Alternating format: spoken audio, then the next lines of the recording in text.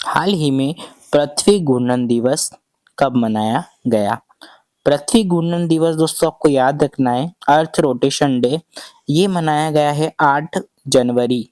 Option number B इसका correct हो जाएगा। अगर हम इसके डिटेल की बात करें तो पृथ्वी घूर्णन दिवस हाल ही में 8 जनवरी को मनाया गया है, जो हर साल इसी दिन मनाया जाता है। यह दिन 1851 में फ्रांसीसी वैज्ञानिक लियोन फूको द्वारा फूकोल्ट पेंडुलम के जरिए पृथ्वी के अपनी धुरी पर घूमने के सफल प्रदर्शन की याद दिलाता है और दिन रात होने के कारण को समझने में मदद करता है। तो आपको इंपॉर्टेंट है, याद रखना है, पृथ्वी घूर्णन दिवस मनाया जाता है 8 जनवरी को। ऑप्शन नंबर बी इसका करेक्ट हो जाएगा। नेक्स्ट क्वेश्चन हम देखते हैं, बहुत इंपॉर्टेंट क्वेश्चन है कि हाल ही में किस राज्य के राज्यपाल ने मूल्य आधारित शिक्षा के लिए संस्कारशाला, ये आपका ना संस्कारशाला का उद्घाटन शुभारंभ किया है। ये क्या है? असम राज्य के राज्यपाल ने। इनका नाम है लक्ष्मण प्रसाद आचार्य। ये रहे लक्ष्मण प्रसाद आचार्य।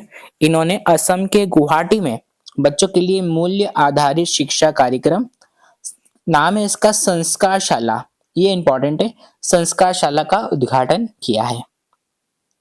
नेक्स्ट क्वेश्चन है, हाल ही में कहा एक नई रीड स्नेक प्रजाति खोजी गई है? रीड स्नेक, ये रहा रीड स्नेक, ये खोजी गई है मिजोरम में। मिजोरम में खोजी गई है रीड स्नेक प्रजाति, जो कि मिजोरम के वैज्ञानिकों की टीम है, जिन्होंने रशिया, जर्मनी और वियतनाम के जो शोधकर्ता हैं, इनके सहयोग से राज्य की जो रीड स्नेक प्रजाति है इसकी पहचान की है। तो ये रीड स्नेक कहाँ खोजी गई है प्रजाति? ये आपको याद रखना है, मिजोरम में। ऑप्शन नंबर सी इसका करेक्ट है। नेक्स्ट क्वेश्चन है, हाल ही में India international conference on democracy and election management IICDEM 2026 कहाँ आयोजन होगा इसका? तो ये होगा नई दिल्ली के भारत मंडपम में इसका आयोजन किया जाएगा। किसका आयोजन किया जाएगा? भारत निर्वाचन आयोग द्वारा प्रथम भारत अंतरराष्ट्रीय लोकतंत्र एवं निर्वाचन प्रबंधन सम्मेलन का, जिसका शॉर्ट फॉर्म है IICDEM 2026, नई दिल्ली के भारत मंडपम में। ऑप्शन नंबर बी इसका करेक्ट हो जाएगा। नेक्स्ट क्वेश्चन है कि हाल ही में भारत की पहली हाइड्रोजन चलित ट्रेन ये शुरुआत कहाँ हुई है? किस राज्य में चलेगी? तो ये चलेगी हरियाणा में। ऑप्शन नंबर बी इसका करेक्ट है, हरियाणा में चलेगी ये। जींद और सोनीपत के बीच चलेगी यह पहली हाइड्रोजन ट्रेन, हरियाणा के जींद और सोनीपत में। इसका ट्रायल रन जो होगा वो जनवरी 2026 में किया जाएगा और जल्द ही इसका व्यावसायिक संचालन शुरू होगा। इस ट्रेन का निर्माण किया है, याद रखना है आपको, किस फैक्ट्री ने किया है? इंटीग्रल कोच फैक्ट्री चेन्नई द्वारा इसका निर्माण किया गया है। और इसे ईंधन देने के लिए जींद में एक भारत का पहला समर्पित हाइड्रोजन प्लांट स्थापित किया गया है और यह पूरी तरह प्रदूषण मुक्त होगी। ये केवल पानी और भाप ही उत्सर्जित करेगी। तो पहली हाइड्रोजन चलित ट्रेन कहाँ शुरुआत की गई है? जींद से सोनीपत के बीच चलेगी, हरियाणा में। नेक्स्ट क्वेश्चन है, हाल ही में कौन दुनिया का पहला बायो बिटुमेन उत्पादक देश बना है? ये बना है अपना भारत। ऑप्शन नंबर बी इसका करेक्ट है। याद रखना है आपको कि भारत जो बना है अपने दुनिया का पहला ऐसा देश बन गया है जिसने व्यावसायिक स्तर पर बायो बिटुमेन का उत्पादन शुरू किया है। ये इंपॉर्टेंट है, जो कि जो कृषि और अपशिष्ट का उपयोग करके बनाया जाता है और सड़क निर्माण में पारंपरिक बिटुमेन के विकल्प के रूप में इस्तेमाल होगा, जिसका जीवाश्म ईंधन पर निर्भरता कम होगी और पराली जलाने से होने वाला जो प्रदूषण होता है उस पर इसमें नियंत्रण पाने में इसको मदद मिलेगी। केंद्रीय मंत्री जो नितिन गडकरी, इन्होंने घोषणा की है कि इसे विकसित भारत 2047 की दिशा में एक बड़ा कदम बताया है इन्होंने। तो ये आपको याद रखना है, दुनिया का पहला बायो बिटुमेन उत्पादक देश कौन बना है?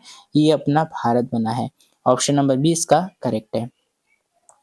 नेक्स्ट क्वेश्चन है, हाल ही में किस राज्य में मुरी गंगा नदी पर गंगा सागर सेतु की आधारशिला रखी गई है?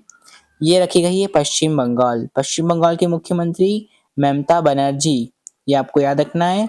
ये मुरी गंगा नदी एरी, इस पे गंगा सागर सेतु की आधारशिला हाल ही में पश्चिम बंगाल राज्य में रखी गई है, जिसे मुख्यमंत्री ममता बनर्जी ने सागर द्वीप यानी कि सागर आइसलैंड को मुख्य भूमि से जोड़ने के लिए 1700 करोड़, याद रखना है 1700 करोड़ की लागत से शुरू किया है, ताकि तीर्थयात्रियों और पर्यटकों की यात्रा सुगम हो सके।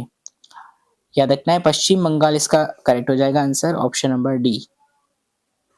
नेक्स्ट क्वेश्चन है, हाल ही में संयुक्त राष्ट्र ने किस वर्ष को चरागाहों और पशुपालकों का अंतर्राष्ट्रीय वर्ष घोषित किया है?